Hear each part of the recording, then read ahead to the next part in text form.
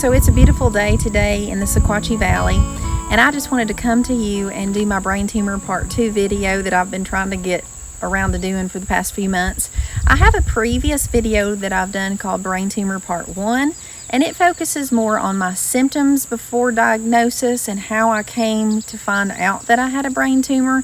And it also tells about my 3 other conditions that I have: Ehlers-Danlos type 3, or the hypermobility syndrome, also postural orthostatic tachycardia syndrome, also known as POTS, and then the third one being MCAS, or mast cell activation syndrome. So those are known as the trifecta, and I explain a little bit more about that in my previous video. Today, however, I want to focus on my craniotomy.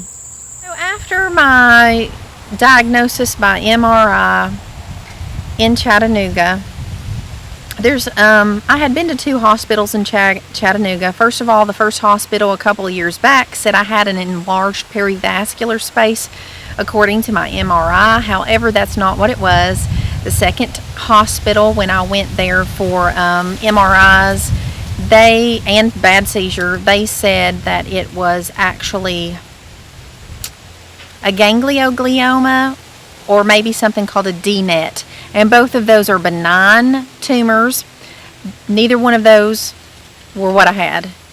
So my official diagnosis is diffuse astrocytoma wild type. I do not have the IDH1 or the IDH2 mutations, which is how they classify this. I do not have the TP53 mutations, or the TERT mutations, or a lot of other mutations that they looked at. So when I got to the neurosurgeon at Vanderbilt, so he looked at my MRI and he said, this MRI looks like it is CSF fluid, or cerebral spinal fluid, and that's not bad. Nothing ominous by this MRI. He said, we'll check you, we'll keep an eye on it, and we'll come back for another MRI and see if it's changing or whatever. And at that time, I asked him a couple of questions about neurofibromatosis. I had some family members that have been diagnosed with that and had brain tumors, and so I wanted to know if that was a possibility. And immediately I could feel it. I have had this feeling about other doctors, male or female. They feel like you are just searching for sicknesses because you want attention or whatever. That has never been the case for me. I do not have any somatic form of illness. I don't want to go to the doctor. I get sick and tired of going to the doctor and having procedures done all the time. So after that first visit, of course, we left feeling a little bit confused. We still didn't know what the spot was on my brain. Was it malignant? Was it benign? Was it something to worry about? But a few weeks later, I got a call on a Saturday afternoon, and it's never good to get a call from a doctor on a Saturday afternoon. And my very kind neurosurgeon, he turned out to be really nice, by the way. He was just having a day that first day, and I understand. We all have our days. He called me that Saturday and he said, I got one of our lead radiologists to look at this, and we're kind of concerned about it. We think it might be something other than, just something benign. Well, I'll have my nurses call you and we'll schedule a biopsy of, this mass. So where was the spot on my brain? Well, the spot on my brain, it was in my left temporal lobe, and it was deep inside, right near that circle of Willis, which is right in the center of your brain. And it was there. And it was only a little over a centimeter in size, so it was still small. And of course, at that time, I thought, this stinks. I don't want to be cut on. And the nurse called, scheduled a biopsy. It came around to time for the biopsy, and she called to give me all the details about what they were going to do. They would cut a piece of my skull, put a small needle all the way through to that spot, and drain some of the cells off with this needle, look at them under a microscope, and then that would be my next step to know whether I needed to have it removed or not. So she told me this, and I thought, oh, I am not getting this done. I don't want to have it done. Because I was going to have to go on steroids, and I have tons of allergies, and I could just foresee it in my mind. It was going to be bad. And so I put it off at that time. Time went on, and I had to keep upping my Keppra, which is a seizure medication to keep me from having seizures. And the more Keppra I took, I would still have breakthrough seizures. I prayed diligently about it. And although I did not want to have surgery, I went back again to my very patient neurosurgeon, and he said, instead of just doing a biopsy now, nothing has changed since your first MRI back in 2018. This is 2020. It still looks about the same, but let's go ahead and go in.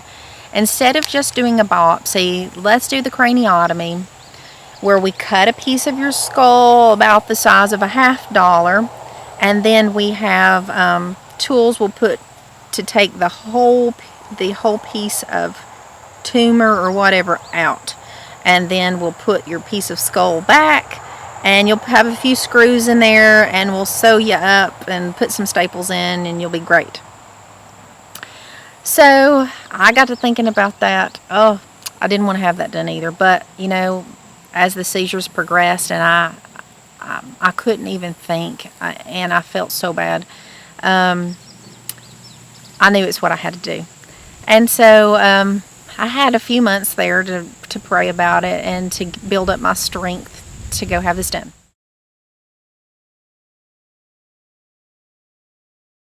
Went into Vanderbilt at 5:30 a.m. on surgery day, and you know what? My mom went with me, and they have kind of like a holding room where they go and put the IV in.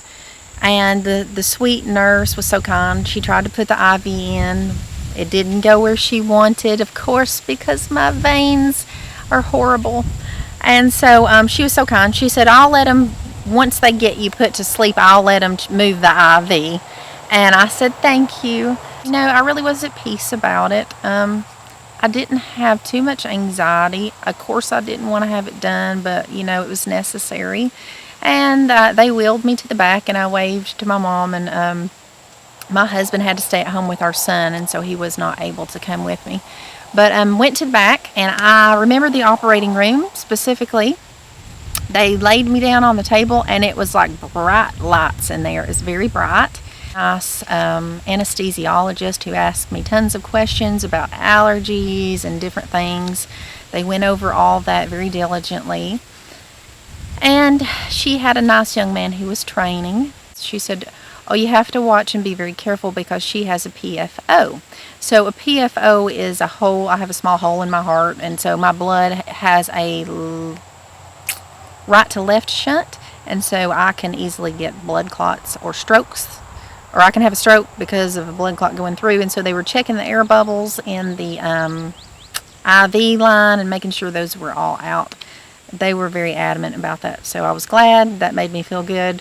And then they gassed me, and that's all I remember. And so they gave me lots of good medicine, and the next thing I know, I woke up and I was complaining that I had some liquid in my ear, and the doctor said, and everything is kind of a blur after that. So you might be thinking, what kind of medicines did they have to use with you that day? I have a list of them.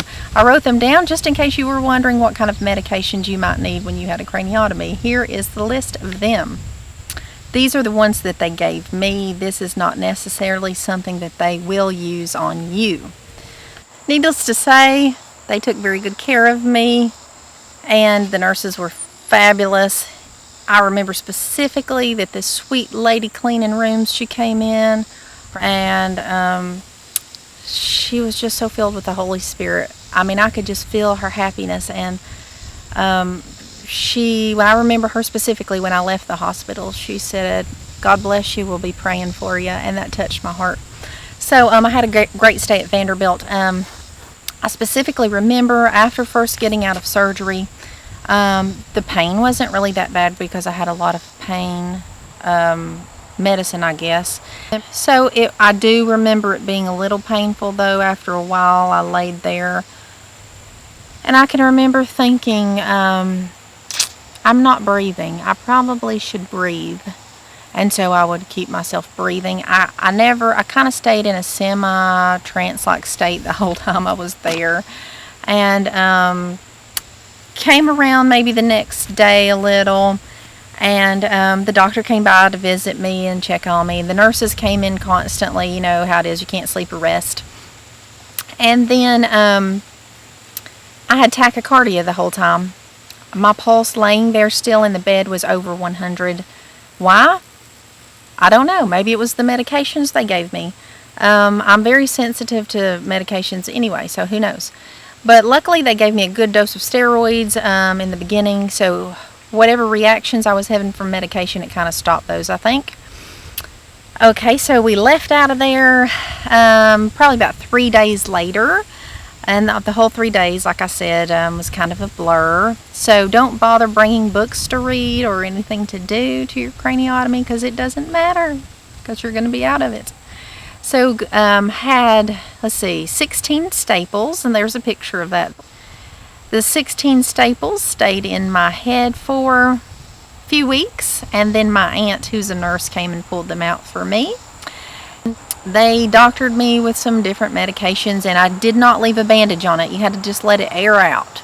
After the craniotomy, my seizures stopped. I had no more seizures. I still continue to take the Keppra, just in case. And it's not a huge dose. It has lowered since before when I had the tumor.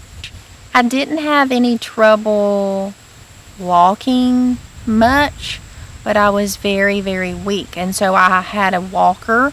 I had to build my strength back up, and it took several weeks, and I would just slowly walk out in my driveway slow. And they wanted me to go to physical therapy, although during COVID I said there's no way, I'm not going and catching COVID. They did a great job, and where mine was located, it did not affect my motor skills at all.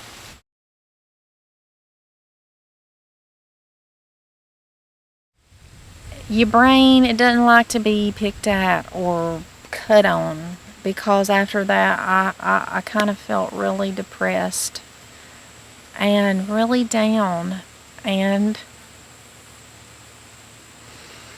it was a hard time. I don't know why. It was winter, and just sitting in the house and you can't do anything. And you can't drive because of seizures in Tennessee. You have to be seizure free for 6 months, and so I hadn't been driving for a long time, and it was hard. It was really hard. But my husband was really good to me. He always went and got groceries and paid the bills and did all the necessary things that had to be done. I got off the steroids they had given me, the dexamethasone, and they helped me so much. And so then when you quit taking them, you feel awful. And so I felt bad, and it was hard. But overall, I survived. And even though I was very weak, a few weeks after, I decided, hey, I want to continue. I love to sing. My major in college was music. And so I said, I want to continue singing and doing some videos and things. And so just to praise the Lord, and, it made my heart happy. I took all the energy that I had, and even though I looked like, death warmed over, I would sit out in my yard here, and I would sing hymns of praise to the Lord despite all of my circumstances. I go in to Vanderbilt every 3 months, and I have a checkup MRI, and then he looks at it to see if anything's growing back. Now, I will say this. With a wild type astrocytoma, protocol usually is to do radiation treatment and chemotherapy treatment. I did not take the radiation and chemo, so I'm continuing on my watch and wait protocol now. If I have to do chemo and radiation, I will go here in Chattanooga, which is close by to where I'm at, and have that done. When I healed up It healed up great. My scar is under my hair. You can't even see it at all. He didn't shave my whole head. He just shaved a little strip and it grew right back in. Fabulous, no problem, no pain. I just didn't sleep on that side for several months because it was kind of tender. Overall, I am a better person because I had the craniotomy. They took out the tumor that was causing my seizures. They found out what it was. Another thing after the craniotomy, some things that you will need. Number one, get a shower chair to put in your shower so that you can sit down and not stand up in the shower. For me, I have to do that anyway because I have POTS, but it is a necessity because you are very weak.